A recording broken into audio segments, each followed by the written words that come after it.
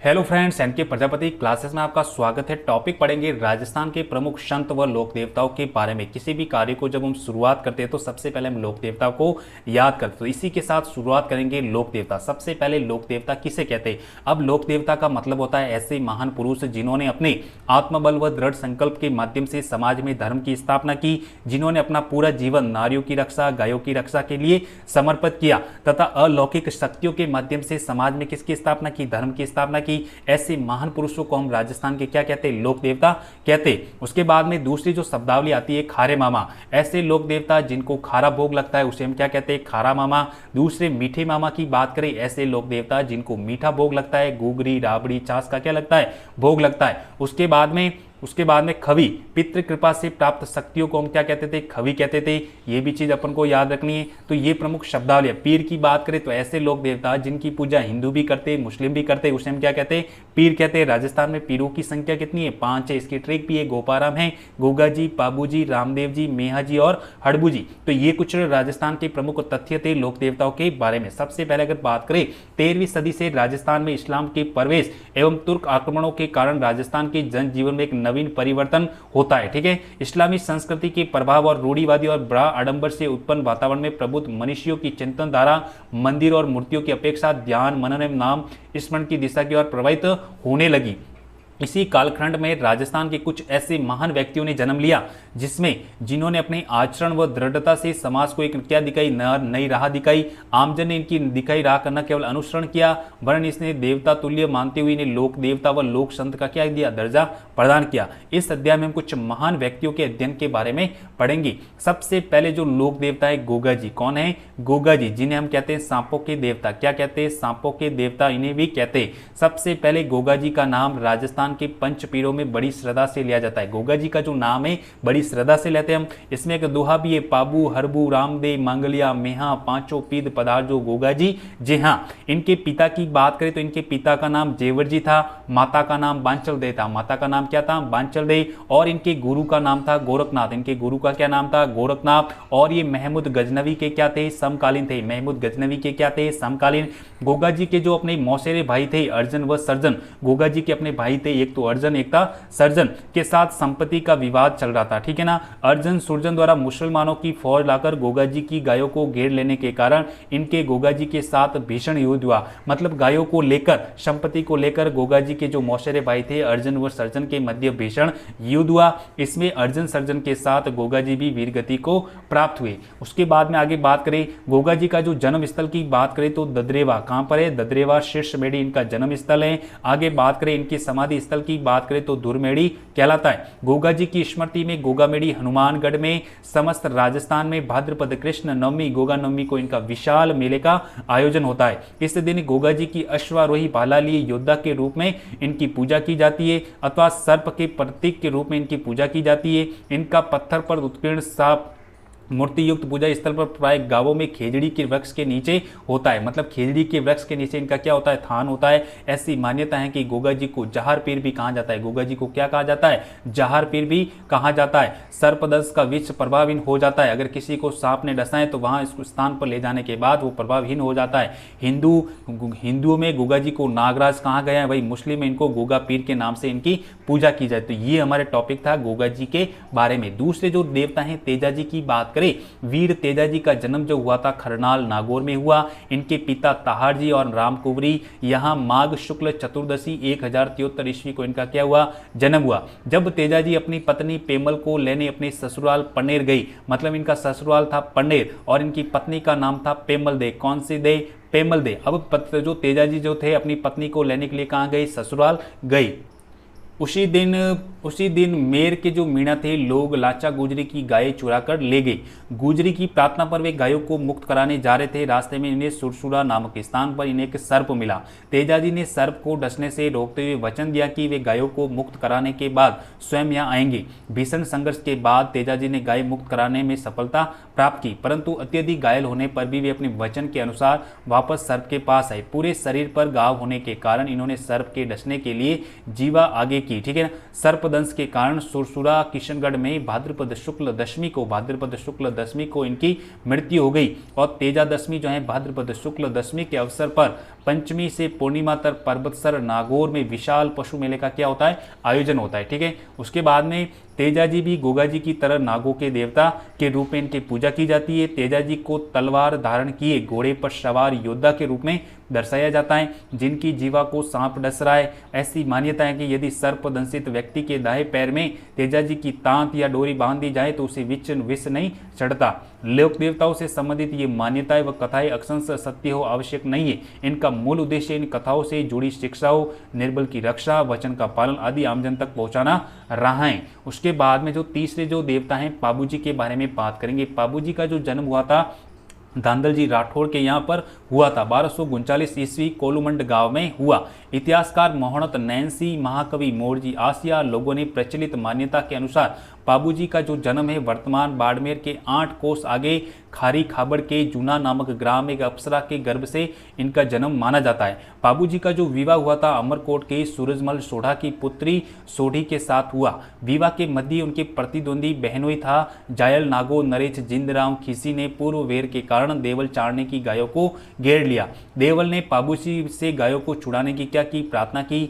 3 फेरे लेने के पश्चात चौथे फेरे से पूर्व वे देवल चारनी की केसर काल में घोड़ी पर सवार होकर गायों की रक्षार्थ रवाना हो गई।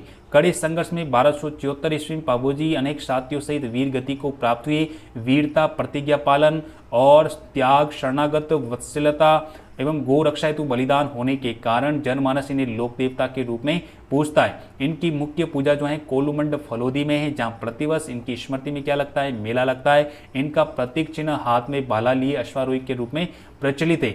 उसके बाद में पाबूजी की ऊँटों के देवता के रूप में पूजा की जाती है। पाबूजी को ऊँटों के देवता भी कहा जाता है। दूसरा, इनको रायका जाति के आराध्य देव भी कहा जाता है। तीसरा, इनको लक्ष्मण के अवतार भी माना गया है। उसके बाद में मारवाड़ में सर्वप्रथम ऊँट लाने का श्रेय पाबूजी राठौड़ को जाता है। ऊँटों के स्वस्थ होने पर भोपे भोपियों के द्वारा पाबूजी की फड़ गाई जाती है। ग्रामीण जनमानस इन्हें लक्ष्मण जी का अवतार भी मानते। तो ये हमारा टॉपिक था पाबूजी राठौड़ के बारे में। उसके बाद में देवनारायण जी की बात करें तो देवनारायण जी जो हैं बगड़ावंत वंश प्रमुख भोजा और शेडू गुर्जर के क्या थे, पुत्र थे। इनका जन्म 1243 ईस्वी के लगभग हुआ। इनके पिता इनके जन्म के पूर्व भिनाई के जो शासक से संघर्ष में अपने 23 भाइयों सहित मारे गए। भिनाई शासक से इनकी रक्षा है तो उनकी मां शेडू इन्हें लेकर अपने पिहिर मालवा चली गई। 10 वर्ष की अल्पायु में पिता की मृत्यु का बदला लेने राजस्थान की ओर लौट रहे थे तो मार्ग में धारा नगरी में जयदेव सिंह परमार की पुत्री पीपलदेव से उन्होंने विवाह किया। कुछ समय बाद वे बदला लेने तो भिनाई पहुंचे, जहां गायों को लेकर भिनाई ठाकुर से हुए संघर्ष में देवजी ने उसे मौत के घाट उतार दिया। इनका जो मुख्य पूजा स्थल जो है आसिंद भीलवाड़ा में है, जहां भाद्रपद शुक्ल सप्तमी को इनका क्या लगता है, मेला लगता है। इनके मुख्य अनुयायी कौन है, गुर्जर है, जो देवजी की फड़ और देवजी और बगड़ावंतों से संबंध काव्य बगड़ावत के गायन द्वारा इनका यशोगान करते। किंवदंती है कि हर रात 3 पहर गाए जाने पर यह 6 माह में पूर्ण होता है। उसके बाद में पढ़ेंगे मलिनाथ जी के बारे में। मलिनाथ जी का जो जन्म हुआ था मारवाड़ के रावल सलका और जीर्णादेव के ज्येष्ठ पुत्र के रूप में इनका जन्म हुआ 1358 ईस्वी में। पिता की मृत्यु के पश्चात वे चाचा कानड़देव के यहाँ महिवाओं के शासन प्रबंध देखने लगे। चाचा कानड़देव की मृत्यु के बाद 1374 ईस्वी में महिवा के स्वामी बन गए। राज्य विस्तार के क्रम में 1378 ईस्वी में फिरोज तुगलक के मालवा के सूबेदार निजामुद्दीन की सेना इन्होंने मार भगाया। अपनी रानी रूपादेव की प्रेरणा से वे 1389 ईस्वी में उगमसिंह भाटी के शिष्य बन गए। योग साधना की दीक्षा प्राप्त की। किंवदंतियों के अनुसार वे भविष्य दृष्टा एवं देवताओं की तरह चमत्कार प्राप्त सिद्ध पुरुष बन गई। उसके बाद में मलिनाथ जी ने मारवाड़ के सारे संतों को एकत्र करके 1399 ईस्वी में एक वृहद हरि कीर्तन आयोजित करवाया। इसी वर्ष चैत्र शुक्ल द्वितीया को इनका स्वर्गवास हो गया। लूणी नदी के तटवर्ती तिलवाड़ा बाड़मेर गांव में इनका मंदिर है, जहां प्रतिवर्ष चैत्र कृष्ण एकादशी से चैत्र शुक्ल एकादशी तक विराट पशु मेला लगता है। उसके बाद में जोधपुर के पश्चिमी परगने का नामकरण इन्हीं के नाम पर मालानी किया गया और आज भी मालानी बाड़मेर में अत्यधिक इनकी मान्यता है। उसके बाद में हम पढ़ेंगे बाबा रामदेव जी के बारे में। राम साहब पीर, रूणी चेरा धनी, पीरों के पीर। उसके बाद में तंवरवंशी अजमाल जी और मेणादेव के पुत्र के रूप में रामदेव जी का जन्म हुआ। बाड़मेर जिले की शिव तहसील के उंडू काश्मीर गांव में इनका जन्म हुआ। मलिनाथ जी के क्या थे, समकालीन माने जाते। बालक्रम इन्होंने पोखरण क्षेत्र में मलिनाथ जी से प्राप्त करने के पश्चात इन्होंने भैरव नामक राक्षस के व्यक्ति का क्या किया, अंत किया, अराजकता एवं आतंक खत्म किया। इनका विवाह अमरकोट के दलजी सोढ़ा की पुत्री नेतलदेव के साथ हुआ। अपने भतीजी को पोकरण दहेज में दे देने के बाद इन्होंने रामदेवरा रूणीचा गांव बसाया और वहीं 1458 ईस्वी में भाद्रपद शुक्ल एकादशी को जीवित समाधि ली। भाद्रपद शुक्ल द्वितीया को विशाल मेला लगता है और ये सांप्रदायिक सद्भावना इस मेले की प्रमुख क्या है, विशेषता है। हिंदू जहाँ श्री कृष्ण के अवतार के रूप में इनकी आराधना करते, वही मुसलमान रामसा पीर रामदेव जी को पूजते। सामान्यतः गांवों में किसी वृक्ष के नीचे ऊंचे चबूतरे पर रामदेव जी की प्रतीक चिन्ह पगली स्थापित किए जाते और ये स्थान क्या कहलाते, थान कहलाते। रामदेव जी के द्वारा एक कांवड़िया पंथ की स्थापना की गई। इस पंथ के अनुयायियों के द्वारा रामदेव जी के मेले में एक नृत्य किया जाता है, 13 ताली नृत्य प्रस्तुत किया जाता है। रामदेव जी वीर होने के साथ साथ समाज सुधारक भी थे।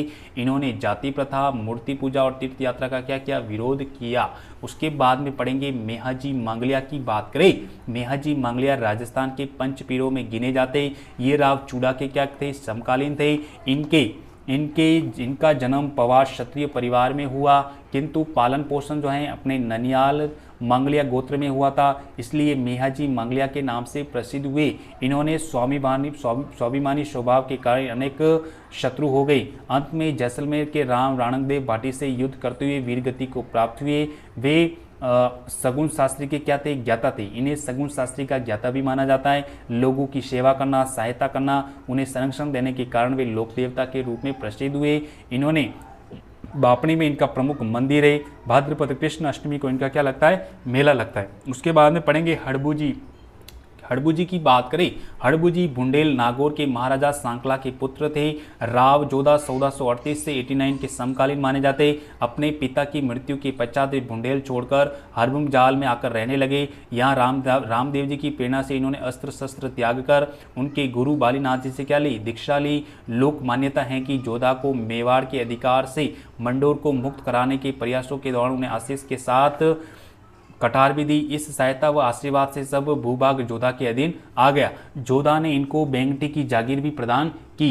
उसके बाद में हड़बू जी को बहुत बड़ा सगुन शास्त्री, वसन सिद्ध पुरुष, चमत्कारी महापुरुष के नाम से भी जाना जाता है। इनके प्रमुख जो स्थान है बेंकटी, फलोदी, जोधपुर। मन्नतपूर्ण होने के 50 श्रद्धालु यहाँ इनके मंदिर में हड़बू जी की गाड़ी की पूजा अर्चना करते। उसके बाद में अकबर के चित्तौड़गढ़ पर आक्रमण के समय अपूर्व वीरता व साहस दिखाने वाले कल्लाजी राठौड़ मेवाड़ अंचल में 4 हाथों वाले लोक देवता के रूप में प्रसिद्ध है। ऐसी मान्यता है कि सिर कटने के बाद भी कल्लाजी का जो धड़ है मुगलों से लड़ता हुआ रुंडेला तक जा पहुंचा। तो ये हमारा टॉपिक था राजस्थान के प्रमुख लोक देवताओं के बारे में, जो कि प्रश्न 1